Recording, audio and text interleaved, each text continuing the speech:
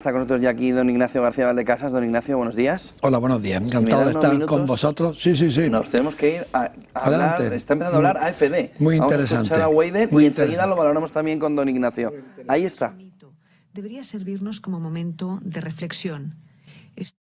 Innerhalb von 3 Jahren seit den letzten Bundestagswahlen verdoppeln. Und das ist ein wahnsinniger Erfolg in Anbetracht dessen, dass unsere Partei erst 12 Jahre alt ist. Also das hat noch nie jemand in Europa hingelegt, in der kurzen Zeit sich zu einer Volkspartei zu etablieren. Wir sind Volkspartei, wir sind stabil zweitstärkste Kraft in Deutschland, steigende Tendenz. Und lassen Sie mich noch eins sagen, auch nach der letzten Wahl, nach der zurückliegenden, und das waren die Europawahlen letztes Jahr, konnten wir mehr als 5% nochmal dazu gewinnen innerhalb von 7 Monaten. Und das ist natürlich ein sehr, sehr starkes Ergebnis. Wir sind unter anderem sehr stark unter den Jungwählern. Auch das ist ein starker Indikator, dass wir die Partei der Zukunft sind. Die Menschen, die jungen Menschen wünschen sich eine Perspektive für ihr Leben. Und diese Antworten können wir als Alternative für Deutschland geben. Und wie ich es gestern und auch in den letzten Wochen akzentuiert habe, wir sind bereit, Verantwortung zu übernehmen, denn der deutsche Wähler hat für den politischen Wandel votiert. Wir haben eine starke Mehrheit für AfD und CDU. Der Wähler wünscht sich eine Mitte-Rechts-Regierung und es liegt letztendlich an der Union, ob sie das umsetzen möchte. Derzeit sieht es nicht danach aus. Friedrich Merz hat sich festgelegt, an seiner Blockadehaltung gegenüber der AfD festzuhalten. Wir halten diese Blockadehaltung für undemokratisch. Sie können nicht Millionen von Wählern per se ausschließen. Und dementsprechend liegt es an der Union, inwiefern sie damit umgeht. Was aber zu erwarten ist, in einer Koalition mit der SPD wird sie nichts von dem umsetzen können, was sie den eigenen Wählern versprochen hat, was maßgeblich AfD-Positionen gewesen sind. Wir sehen das aber alles sehr pragmatisch. Wir werden uns hier morgen konstituieren als neue AfD-Bundestagsfraktion. Wir treten fast mit der doppelten Stärke an. Wir haben, glaube ich, rund 152 Sitze. Das ist fast eine Verdoppelung der Sitze verglichen mit der letzten Legislatur. Darauf freuen wir uns. Morgen konstituieren wir uns. Wir haben Vorstandswahlen. Wir heißen unsere neuen Kollegen willkommen. Und lassen Sie mich noch eins sagen. Ich möchte mich ganz herzlich bei all unseren Wählern bedanken, bei all den Unterstützern und vor allen Dingen auch bei den Helfern innerhalb unserer Partei, die hier unermüdlich Wahlkampf gemacht haben. Wir sind sehr, sehr stolz auf diesen Wahlkampf, der extrem gut gelaufen ist. Und dementsprechend konnten wir auch Historisches erreichen. Und ich persönlich bin sehr glücklich. Hasta ahora el elemento fundamental de Weidel está en lo que están viendo también en ese destacado de última hora. Está diciendo que el bloqueo hacia esos millones de votantes, que es muy parecido, pues me apuntaba aquí don Ignacio García Valdecasas mientras estábamos viendo la comparecencia, lo que estaba diciendo J. de Vance. Con lo que este sería la clave hasta ahora de lo que está diciendo. Vamos a seguir escuchando, porque ahora estaba dando gracias a quienes estaban. Mitzunehmen. Ich bedanke mich. Herr Kruppalla. Ja, vielen Dank auch von meiner Seite. Recht schönen guten Morgen.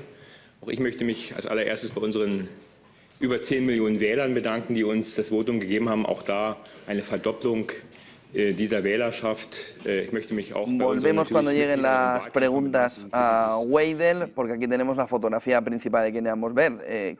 Quieren o piden que haya una coalición con AfD, cosa que ya se ha negado por parte de Merz, que no la va a hacer, y a partir de ahí dice que ese bloqueo es anticonstitucional, que es inconstitucional. Si le preguntan a Weidel, entramos otra vez en ver lo que le van diciendo. Don Ignacio García Valdecasas, buenos días. Hola, buenos días.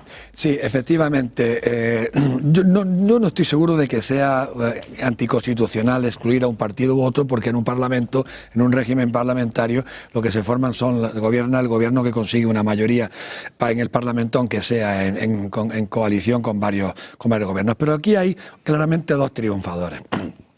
La AfD, que ha doblado su porcentaje de voto y sus números de escaños, y el cordón sanitario. El cordón sanitario ha tenido un gran éxito. Un gran éxito, por un lado, no solo ha apartado a AfD del gobierno en los últimos años, sino que el cordón sanitario ha provocado, en mi opinión, ha causado el incremento de votos que ha tenido, en parte, AfD. O sea, el incremento de votos a AfD se debe en parte al cordón sanitario. Lo veíamos en la portada de uno de nuestros diarios clásicos el domingo, ayer, o el sábado, en la que un votante de AfD decía que estaba muy contento con el cordón sanitario porque eso le estaba trayendo cada vez más votos al partido. Entonces, se manifiesta dispuesta a gobernar, y con eso le manda dos mensajes a la democracia cristiana. Por un lado, yo soy un partido de gobierno, quiero asumir responsabilidades, estoy disponible para asumir responsabilidades, no soy un fuera del sistema. Y segundo, si no hacéis la coalición conmigo, estáis traicionando a una parte importante de vuestro electorado. Si os aliáis con la izquierda, con la socialdemocracia y los verdes, una parte importante de vuestro electorado quizás lo tenga en cuenta en las próximas elecciones. Si por un lado eso tiene efecto y por otro lado se mantiene el cordón sanitario, lo más probable es que en las próximas elecciones aumente todavía sensiblemente el voto de la Alianza para Alemania. Y luego el canciller que ha declarado, el futuro canciller Merz, que ha declarado que se va a seguir aplicando el cordón sanitario a la derecha soberanista alemana, ha declarado también, sorprendentemente, que no ve el actual OTAN con futuro, o sea, que no ve claro el futuro de la OTAN en su estado actual, lo cual es extraordinario, porque en esas circunstancias, después de que Estados Unidos ha dicho, uno, que no va a gastar más dinero en Europa y por eso quiere que nos gastemos el 5% de nuestro PIB, que posiblemente 800.000 millones, 800.000 millones, claro, que eso o le endeudamos todavía más a nuestros hijos, nietos y bisnietos, o tendremos que deducirlo de gasto social o de otro gasto, que van a retirar las tropas, que no se van a gastar dinero en Europa y de que ya para empezar, si hay una operación en Ucrania, será fuera de la OTAN y no será con la garantía del artículo 5. Claro, si el canciller Merz es honesto, lo que está proponiendo o lo que debería proponer es la autonomía estratégica definitiva de la Unión Europea.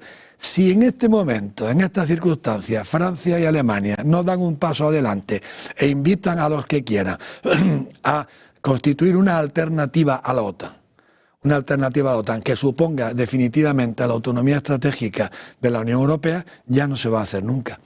Yo creo que no se va a hacer. Aunque me gustaría muchísimo que lo hicieran, que ocurriera, porque soy un europeísta convencido, pero no creo que tengamos los líderes suficientemente fajados y suficientemente valientes y determinados para dar ese paso.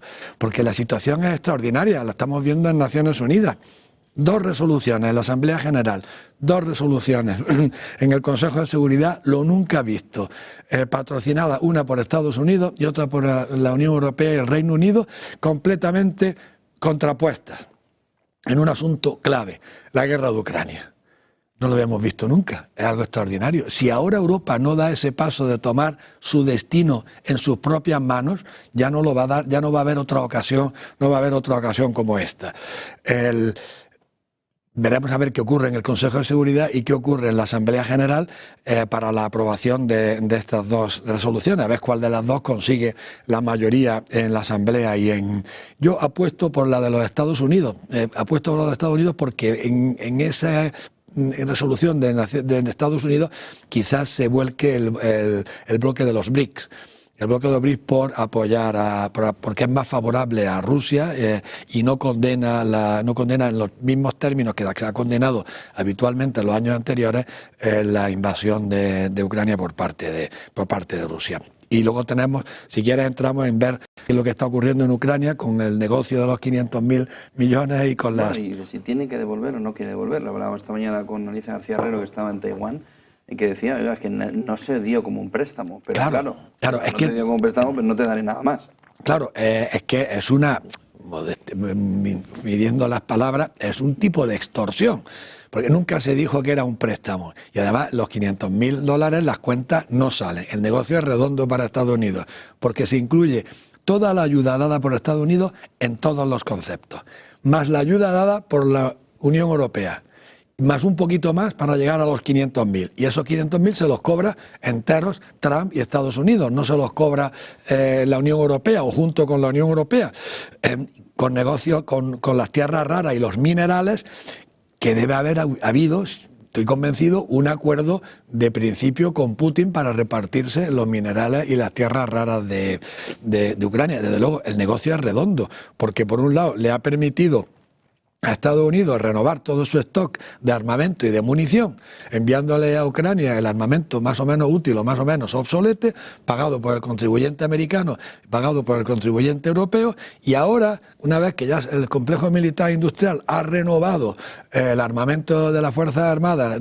norteamericanas, encima recuperan el dinero sobre la base de minerales y tierras raras. El negocio, desde luego, es extraordinario y confirma lo que decía Jeffrey Sachs, lo que dice Jeffrey Sachs, no sin humor, de que como tengas un serio problema y vengan los Estados Unidos a ayudarte, estás absolutamente perdido, porque puede terminar en catástrofe. Y bueno, tenemos el caso de Vietnam, el caso de Somalia, el caso de Irak y ahora el caso de Ucrania. Todo lo que dice este señor que tú has comentado en el Financial Times, pues sí, eso es pura teoría. Pero en la práctica, cuando han llegado los Estados Unidos a intervenir, sobre todo después de la muerte, sobre todo en un proceso histórico a raíz después de la muerte de Kennedy, hasta la muerte de Kennedy, las intervenciones de Estados Unidos pues habían sido bastante favorables, positivas, sobre todo para el mundo occidental. A partir de ahí, ¿se empieza a ver de qué manera vamos avanzando hacia ese nuevo mundo sin reglas? Bueno, yo creo que tú has sido muy optimista hace un rato cuando hablabas del mundo basado en reglas, de un orden internacional basado en reglas. No, yo decía que eso estaba muriendo. No, pero es que yo creo que nunca ha existido. Vale. Yo creo que nunca ha existido. Y lo estoy todavía trabajando y vendré una tarde tranquilamente a exponerlo a la audiencia de Negocios Televisión.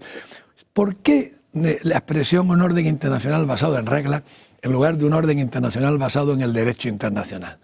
Pero en teoría es lo mismo. Si es lo mismo, ¿por qué no se usa la expresión en derecho internacional basado en el orden internacional basado en el derecho internacional? Porque el derecho internacional, más o menos, sabemos lo que es.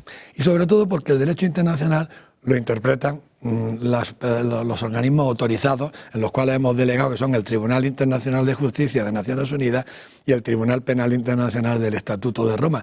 Mientras que el orden basado en reglas, ¿qué dice el resto del mundo? Según el profesor Waltz, que lo ha estudiado el asunto, pues que creen que somos unos absolutos hipócritas, que al no querer precisar qué es el derecho internacional, pues las reglas nos las inventamos nosotros, países de la OTAN, Occidente en sentido estricto de la palabra de West anglosajona en inglés, que nos la inventamos nosotros y luego pues la aplicamos en Ucrania sí, ahora sí, luego no, en los altos del Golán no, en Jerusalén Este tampoco, en la invasión de Irak tampoco. Es decir, que lo del orden internacional basado en reglas, lo que era un ejercicio de hipocresía. Y ahora, lo que sí es cierto, que eso ya lo he dicho aquí, lo voy a repetir, lo que Estados Unidos es pasando de la hipocresía al cinismo. Es decir, antes se guardaban las formas, Estados Unidos imponía su voluntad, pero había una reunión del Consejo Atlántico, unas negociaciones con la Unión Europea y normalmente Estados Unidos imponía su voluntad, pero guardando apariencia y guardando las normas. Ahora ya no hay apariencia, ahora no hay normas, ahora, como habéis dicho antes, el poder cada vez está más desnudo. No ha habido una gran diferencia en el fondo, pero sí una gran diferencia en las formas, y a veces las formas son tan importantes como el fondo. ¿Por qué o qué hay detrás del choque entre Estados Unidos y Europa? Ya no solo desde Estados Unidos a Europa, sino también de Europa, ayer Merz, hacia Estados Unidos. Es decir, decía Alicia, oiga, a ver si lo que está detrás es la necesidad de crear una Eurasia más fuerte. Es decir, ¿qué hay detrás de fondo o qué puede haber detrás de fondo en un cambio tan salvaje, ¿no? En las relaciones? Yo todavía No lo sé. A ser franco, todavía no lo sé. Merz es golista esta mañana, don Ignacio. ¿El perdón? Merz es golista esta mañana. Sí, sí, pero, ya no es atlantista. pero de boquilla. Es atlantista, le gustaría ser atlantista, pero no puede ser atlantista porque falta la otra parte del Atlántico. Entonces, un atlantismo sin la otra parte del Atlántico, pues es un europeísta o un golista. Yo no lo sé. Lo que sí, en el caso concreto de Ucrania, Trump, en mi opinión, lo que ha hecho ha sido aceptar la realidad. Aceptar la realidad y liberarse de las mentiras. Y la mentira básica era la que ocultaba que la victoria de Rusia era prácticamente inevitable. Y lo que no quería él, aparecer como el perdedor ante una victoria rusa. Eso dicen algunos observadores, que parece tener razón, y algunos militares de la OTAN, pero solo en privado. Entonces quiere llegar a la paz antes de que se produzca el colapso del frente ucraniano, que se va a producir si todo esto sigue así y no se concreta la mesa de negociación entre Zelensky, la Unión Europea, Estados Unidos, la negociación de los 500.000 millones. Entonces Trump ha aceptado la realidad. ¿Y qué ocurre?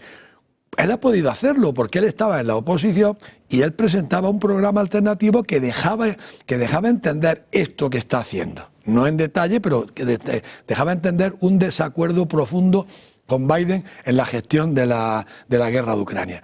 Pero es que los gobernantes europeos, los responsables políticos europeos en el gobierno y en la oposición han hecho un seguidismo absoluto de Estados Unidos y de la administración Biden. Con lo cual ahora, cuando llega Trump y da el volantazo de 180 grados, no de 360, sino de 180, pues les pilla a todos los europeos con el pie cambiado. Y no pueden dar ese volantazo porque quedarían ante sus electorados, ante sus votantes absolutamente desnudos. Y en definitiva beneficiarían a los populismos de derecha y de izquierda, sobre todo de derecha, pero también de izquierda, que sí han mantenido una posición crítica ante la política de la administración de Biden en la guerra de Ucrania. La AfD en Alemania y a otros partidos, los húngaros, que sí han mantenido una posición, Vico en Eslovaquia, que sí han mantenido una posición crítica con la postura de Biden. Pero es que el tiempo corre, y el tiempo corre ahora a favor de Rusia. Y Rusia, ayer u hoy, Ryabkov, el viceministro encargado de las relaciones con Estados Unidos, ha dicho ya claramente lo que veníamos aquí anunciando en este estudio, que Rusia no quiere un alto el fuego, que lo que quiere es una solución definitiva y omnicomprensiva. Se ha quedado Eso es un problema para Trump. Es un problema para Trump, porque Trump a la mejor se puede encontrar preso de su propia trampa, porque si él ha empezado ese proceso de negociación con Rusia, si no puede avanzarlo porque él quiere no quedar como un perdedor, pero al mismo tiempo presentarse ante su pueblo para compensar los ataques que le pueden hacer de haber abandonado Ucrania, como que vuelve con 500.000 millones. Entonces, en este dime y direte, ida y venida entre la Unión Europea, Zelensky, Ucrania, Rusia, Arabia, Estados Unidos, la evolución en el frente puede seguir siendo favorable a Rusia. Parece ser, no soy un experto militar, parece ser que lo mismo que ha avanzado en los últimos 3 años a paso de tortuga puede seguir avanzando hasta tomar Prokhorsk. Y si toma Prokhorsk, bastantes analistas militares, expertos militares, dicen que el frente ucraniano corre el riesgo de colapsar. Entonces, en ese momento, Trump se encontraría con lo que ha querido evitar, con una derrota palmaria y evidente, y al mismo tiempo con un desorden sin haber solucionado todavía lo de los 500.000 millones.